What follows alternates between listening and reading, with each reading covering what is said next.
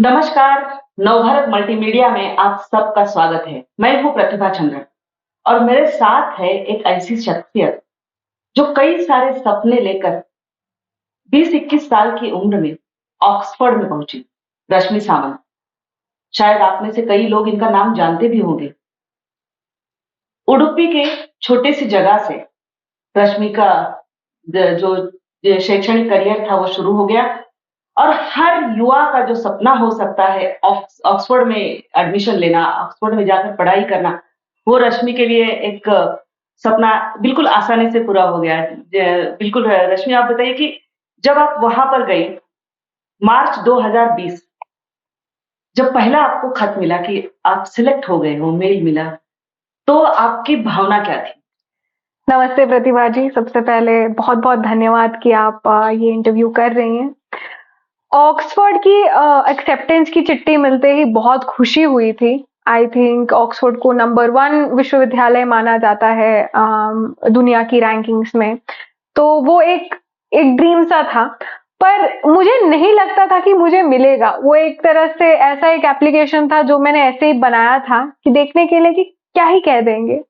और हमारे सर्कल में तो मैं उडुपी से आती हूँ, जैसे आपने कहा, कोई ऐसा था भी नहीं जिसने अप्लाई किया हो मुझसे पहले, जिसको मैं दिखा सकूं कि मैंने ठीक से भरा है ये एप्लीकेशन या नहीं। तो वैसी वाली एक स्थिति थी। तो अब एक्सेप्टेंस पाना जितना मतलब खुशी की बात थी, उतनी ही एक तरह से हैरानी की भी बात थी कि अच्छा हो गया अब। तो उसको मानने में कुछ दिन लग गए थे कि हाँ ये हो रहा है। रश्मि की कहानी जो एक छोटे से गांव से शुरू हुई है, हमने सुना कि ऑक्सफोर्ड में एडमिशन मिलने की चिट्ठी मिलना, यही इनके लिए बहुत खुशी की बात थी। कई सारी, जिसको पहली बार होना कहते हैं, वो कई सारी बातें रश्मि के साथ हुई। आप सब तो जानते होंगे कि रश्मि एक ऐसी किताब की लेखिका है जिसकी चर्चा फिलहाल केवल भारत में नहीं बल्कि कई देशों में चल रही है। अ हिंदू इन ऑक्सफोर्ड, ये किताब इस अभी 24 साल की युवा छात्रा नहीं, हम वो अब स्नातकोत्तर अपनी पदवी पूरी कर चुकी है, तो इसने लिखी है। ये किताब लिखने पर क्यों मजबूर हुई, इसकी एक लंबी कहानी है। जब ये ऑक्सफोर्ड में पहुंची तो शायद अपने छोटे से इलाके से जाने वाली ये पहली छात्रा थी वहां पर जाने वाली। उसके अलावा वहां पर जाने के बाद कई सारे सपने थे, कई सारी उम्मीदें थी, उत्साह था, उमंग थी, सब कुछ था। और इसके बीच कहीं न कहीं नेतृत्व के जो शायद गुण थे रश्मि में, जिसके चलते रश्मि ने तय किया कि वहां पर जो स्टूडेंट्स यूनियन है, उसका चुनाव ये लड़ेगी। हैरत की बात तो ये है कि चुनाव लड़ी भी और बहुत भारी भरकम वोटों से जीती भी। लेकिन उसके बाद की जो कहानी है, वो एक तरह से रश्मि को ज़िंदगी भर का एक सबक देने वाली थी। क्योंकि एक हिंदू लड़की कई लड़कों को हराकर चुनाव जीती थी, बहुत हिम्मत वाली बात थी। कई लोगों को ये राज नहीं आया, कई सारी बातें थी और ट्रोलिंग शुरू हो गया। ये बात इतनी निचले स्तर पर पहुंच गई कि रश्मि को बताया गया कि वो एक हिंदू अध्यक्ष छात्र संगठन का ऑक्सफोर्ड को नहीं राज आ पाया और उसको अपने पद से इस्तीफा देना पड़ा। रश्मि से ही सुनते हैं क्या थी वो पूरी कहानी। क्योंकि एक उमंग से आप गई थी, उत्साह से गई थी, चुनाव जीती भी होगी तो आपने शायद यकीन नहीं किया होगा, लेकिन ये खुशियां चंद दिनों तक ही सीमित रही और एक लड़ाई लंबी शुरू हो गई आपकी। हम सुनना चाहेंगे आपसे। जी प्रतिभा जी, तो मैं गई और ऑक्सफोर्ड की कैंपस में मैंने देखा कि छात्र संघ तो यहाँ का बहुत ही पॉपुलर है। इसकी चर्चा तो दुनिया भर में होता है, क्योंकि इनके जो छात्र संघ के अध्यक्ष हैं वो आगे जाके भी बहुत उन्नत पद पाते हैं, तो उसकी बहुत चर्चा थी। तो मैंने देखा कि कोई भारतीय यहाँ पे अध्यक्ष नहीं रह चुका है, कोई भारतीय महिला भी कोई अध्यक्ष नहीं रह चुकी है। तो मैंने अपने आप को चैलेंज किया कि चलो अपना एक नाम पत्र दे देते और देखते हैं कि लड़ लेते हैं इस बार। देख लेते हैं, शायद 10 साल बाद कोई जीत जाए, पर इस बार हम एक प्रेसिडेंस रख देंगे कि कोई लड़ भी सकता है भारत से आके। तो मैंने लड़ाई लड़ी थी, बट वो बिल्कुल वैसी वाली बात हुई थी कि आप ट्राई करोगे, आप परिश्रम करोगे, आप सच्चे मन से चाहोगे तो आप कुछ भी पा सकते हो। तो मैं अध्यक्ष बन भी गई with a very heavy majority. उसके तुरंत बाद ऐसे बहुत ही डिसटेस्टफुल मैसेजेस आने लग गए, जिसको हम एक तरह से हैरेसमेंट कहते हैं ऑनलाइन, वो चालू हुआ।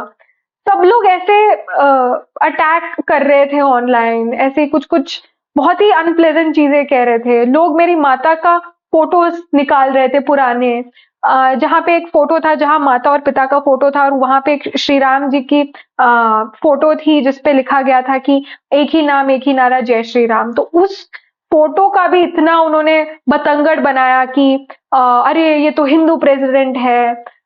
मेरी माता और पिता की आस्था का भी उन्होंने एक तरह से मजाक उड़ा के रखा था वहां की, कि ये तो हिंदू है, ये कोस्टल कर्नाटका से आती है, वो लोग एक्सट्रीमिस्ट हैं। इसकी यूनिवर्सिटी के वेबसाइट पे मोदी जी का चित्र है, जो कि उस वैक्सीन कैंपेन का जो पोस्टर जिसके हिस्सा था, और उन्होंने कह दिया एवरीबडी कैन गेस कि इसकी इलेक्शन का को किसने फंड किया।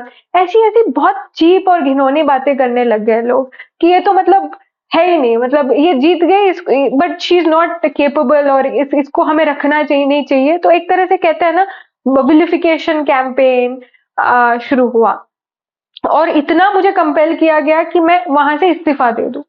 और उसके पीछे, इस्तीफा देने के पीछे कुछ डेथ थ्रेट्स भी थे कि क्योंकि आई थिंक इस्लामोफोबिया वर्ड से बहुत लोग जागरूक हो जाते हैं, और वो वर्ड ही काफी है आज के जमाने में इंटरनेशनली भी कि डेथ थ्रेट इनवाइट करे। तो कोई इस बात तक पहुंचना नहीं चाहता था कि क्यों इसको ऐसे बताया जा रहा है, कि इसका कोई लॉजिक नहीं है, इसने कोई ऐसा स्टेटमेंट नहीं दिया है, और ये एक बहुत ही क्या कहते हैं अनफाउंडेड एलिगेशन है, जस्ट बिकॉज वो उड़पी से आती है इसका मतलब इसीलिए इसको इस्लामोफोबिक बताया जा रहा है। कोई ये लॉजिक नहीं जानना चाह रहा था, सब लोगों ने मान लिया कि अरे ये तो इस पे लेबल लग चुका है, और उस पे अटैक शुरू हो गए। उस दौरान मुझे मैं तो अकेली थी यूके में, मेरा कोई परिवार नहीं है, कोई दूर का भी रिश्तेदार नहीं है, तो मैंने सोचा कि अब बात हद से मतलब हद पार हो चुकी है, ये बाहर निकल चुकी है, और इसे कंट्रोल करने के लिए मुझे इस्तीफा देना पड़ेगा अपनी सुरक्षा के लिए भी। तो मैंने इस्तीफा दिया, पर मैंने लड़ाई नहीं छोड़ा। तो जानते मतलब इस्तीफा देने के बाद, मतलब इस्तीफा देने का निर्णय लिया आपने, मैनेजमेंट की ओर से, व्यवस्थापन की ओर से आपको कोई बताया गया, किसी अध्यापक ने बताया या किसी ने आपको बोला कि बेहतर होगा कि आप छोड़ दीजिए? ऐसे लग रहा है आपने बुक बहुत बारीकी से पढ़ा हुआ है, क्योंकि ऐसे बताया गया था, वो भी एक फोन कॉल पे, जबकि सारी चीजें ईमेल्स पे थी। ये एक ऐसी बात है जो फोन कॉल पे हुआ था। तो मैं उनकी पद या ये डिस्क्लोज नहीं करना चाहूंगी, क्योंकि इस फोन कॉल की मेरे पास रिकॉर्डिंग नहीं है, बट उन्होंने कहा था कि बेहतर तुम्हारे लिए यही होगा कि तुम इस्तीफा लेके दे दो। तो इंस्टीट्यूशनली भी ये मांग थी कि मैं अपनी जो पद है, अपना पद छोड़ दूं और कन्वीनियंटली गायब हो जाऊं सबके लिए, क्योंकि ये ना वहां पे सच्चाई की लड़ाई नहीं थी, ये जस्टिस की लड़ाई नहीं थी, ये एक कन्वीनियंस की लड़ाई थी कि हमारी जो बात है वो कहने वाली हमें अध्यक्ष चाहिए। वो अगर अपनी विचारधारा, अपनी जो ये है संगत है, उसको लेके आएगी तो वो हमारे लिए ये खतरा है। और ये ना एक साइलेंट मेजोरिटी की साजिश है, सॉरी वोकल मेजोरिटी की साजिश है। साइलेंट जो मेजोरिटी रहती है उन्होंने तो समर्थन दे के ही मुझे अध्यक्ष बनाया था, पर ये जो वोकल माइनॉरिटी होती है ना, जो भारत में भी है, जो हमेशा प्रशासन के खिलाफ बातें करती है, भारत के खिलाफ बातें करती है, वो है कम लोग, बट उनकी जो वॉइस है, उनकी जो ध्वनि है, उसको बहुत ज्यादा ही मायने मिल जाती है, और मेन स्ट्रीम मीडिया में बहुत ज्यादा जगह भी मिल जाती है। तो बेसिकली यही हो रहा था, जिन्होंने मेरा समर्थन किया था वो तो समर्थक थे ही मेजोरिटी में, जो माइनॉरिटी की वॉइस थी ना वो बहुत ज्यादा लाउड हो गई थी। लेकिन इंडियन डायस्पोरा वैसे देखा जाए तो कई सारे विश्वविद्यालयों में है, वहां पर भी है, शायद इसी ये भी वजह थी कि आप चुन के भी आई, तो ये भी था कि लोग थे आपके साथ। और लेकिन बाद में जब लड़ाई आपकी शुरू हुई तो क्या वन मैन आर्मी की तरह लड़ना पड़ा या कोई साथ भी था? प्रतिभा जी, आई थिंक ये मुझे कहने के लिए थोड़ी शर्म की बात है कि ऑक्सफोर्ड, कैम्ब्रिज और ये जो टॉप 10 यूनिवर्सिटीज है दुनिया के जो माने जाते हैं, यहाँ पे जो भारतीय लोग पढ़ने जाते हैं वो किसी नस्ल के होते हैं जिसे लेगेसी कहते हैं। तो ये बेटे पोते होते हैं एस्टैब्लिश्ड लोगों के, फॉर्मर मिनिस्टर की, फॉर्मर प्राइम मिनिस्टर के बच्चे होते हैं। अभी आप देख सकते हो कि इंदिरा गांधी जी जो हैं, वो भारत की एक विश्वविद्यालय से ड्रॉप आउट रही हैं, फिर भी उनको ऑक्सफोर्ड यूनिवर्सिटी में एडमिशन मिला और वहां से भी वो ड्रॉप आउट ही थी, बट उनको वैसे वहां जगह मिलती है। तो जो जो भारतीय लोग वहां पढ़ते हैं, उनकी एक तरह से एक गैंग और एक विचारधारा और एक बैकग्राउंड रहता है लेगेसी का, जिसमें मैं फिट नहीं आती हूँ, और उनका कोई समर्थन था नहीं। बाकी यूनिवर्सिटीज में से कंपेयर किया जाए तो कम मात्रा में भारतीय लोग ऑक्सफोर्ड में पढ़ते हैं, क्योंकि ऑक्सफोर्ड में रिप्रेजेंटेशन सारे देशों से होता है, तो नॉर्मली कम होते हैं भारतीय लोग। और जिन्होंने मेरा समर्थन किया वो कुछ अफ्रीकन लोग थे, साउथ अमेरिकन लोग थे, जो जानते हैं एक फॉर्मरली कॉलोनाइज्ड देश के जो उत्पीड़न होती है उसको जो समझते हैं, तो उनकी सपोर्ट ज्यादा थी। क्योंकि मुझे लगता है कि जो भारतीय लोग हैं, जो सच्चे मन के हैं, जो डीकोलोनाइज्ड है, जिनको लगता है कि भारतीय वैल्यूज और संस्कृति का महत्व है, वो उस लेगेसी में आते नहीं है जिसकी जगह ऑक्सफोर्ड में बनती है। इक्का दुक्का जो मेरे जैसे होते हैं, हम गलती से पहुंच जाते हैं और हमारे साथ ये सब हो जाता है। आप देखोगे कि कुछ कुछ इंडियन जिन्हें माना जाता है स्टूडेंट्स, उन्होंने ही मेरे खिलाफ ये दिया था, बयान दिया था, क्योंकि उनके लिए वो एक ग्रुप मायने रखता है, उनके लिए अपनी आइडियोलॉजी मायने रखता है, ये नहीं कि भारत आगे बढ़े, भारतीय लोग आगे बढ़े। तो वो एक तरह से क्या कहते हैं, नेक्सस रहता है। एंड ये एक बहुत ही शर्मनाक बात भी है हमारी कम्युनिटी के लिए कि स्वतंत्रता मिलने के 75 साल हो गए, इसके बाद भी कुछ लोग गुलामी करना चाहते हैं, और ये गुलामी की जो मानसिकता है इसे आगे मतलब ले जाते हैं और हर जगह इसको दिखाते भी हैं। जो ब्राउन सिपॉय भी कहा जाता जी। है, तो ये एक मानसिकता है। रश्मि, और एक बात है कि देखिए, स्लीपलेस नाइट्स रही होगी, आपकी उम्र ही क्या थी तब? इक्कीस। तो और उस समय पे ये सारे प्रेशर्स झेलना, ये सारा ये करना, और उसके बाद मुझे उससे ज्यादा अच्छी बात क्या लगती है कि आपने वो पद से तो इस्तीफा दे दिया, लेकिन आप जिस मकसद से वहां पर गई थी, प्राथमिक मकसद से गई थी, उसको आपने बड़े शान से पूरा किया। इसका कहीं जिक्र भी ज्यादा दिखता नहीं है। तो फिर आपने तय कर लिया कि मैं पढ़ाई पर पूरा ध्यान दूंगी, जो डिग्री मैं यहाँ हासिल करने आई हूँ उसको कंप्लीट करके, उसको पूरा करके अच्छे से जाऊंगी वापस। प्रतिभा जी, मैंने लड़ाई नहीं छोड़ी थी, तो मैंने यूनिवर्सिटी में कंप्लेंट किया कि ये जो हो रहा है गलत हो रहा है, पुलिस में कंप्लेंट किया कि ये जो हो रहा है गलत हो रहा है। मैंने उस प्रोफेसर से पे भी कंप्लेंट किया जिन्होंने बताया कि ऑक्सफोर्ड विश्वविद्यालय हिंदू अध्यक्ष के लिए तैयार नहीं है। तो सब पे मैंने कार्रवाई शुरू कर दी थी, और उसी बीच में पढ़ाई भी कर रही थी।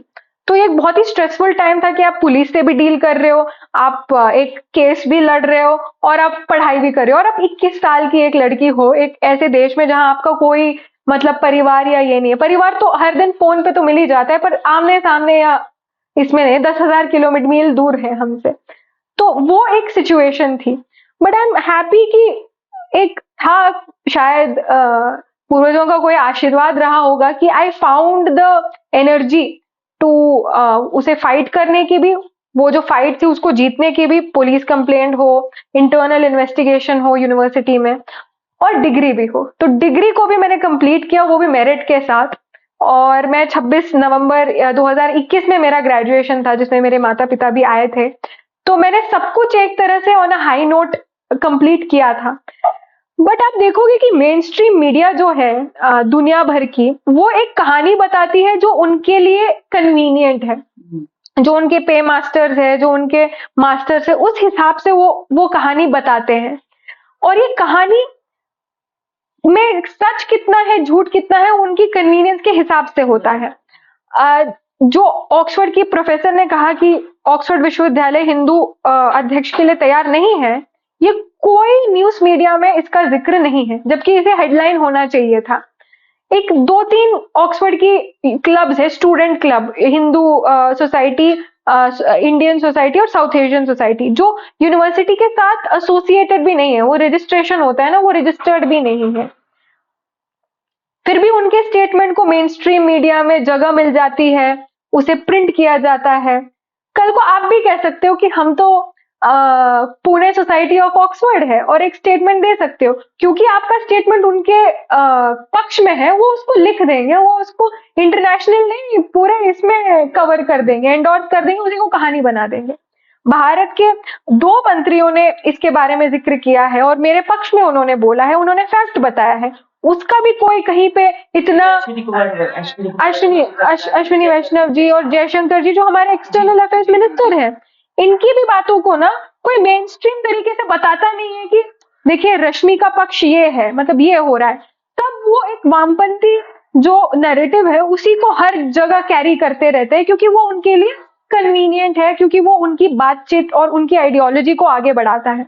तो एक बहुत ही डेंजरस ट्रेंड है जिसके बारे में ज्यादातर यंग लोग जानते नहीं है ना। हम तो आइडियलिस्टिक है, हमें लगता है कि दुनिया में सच है, दुनिया में जस्टिस है, न्याय मिलता है, या तो ब्लैक है या तो व्हाइट है, बीच में कुछ नहीं है।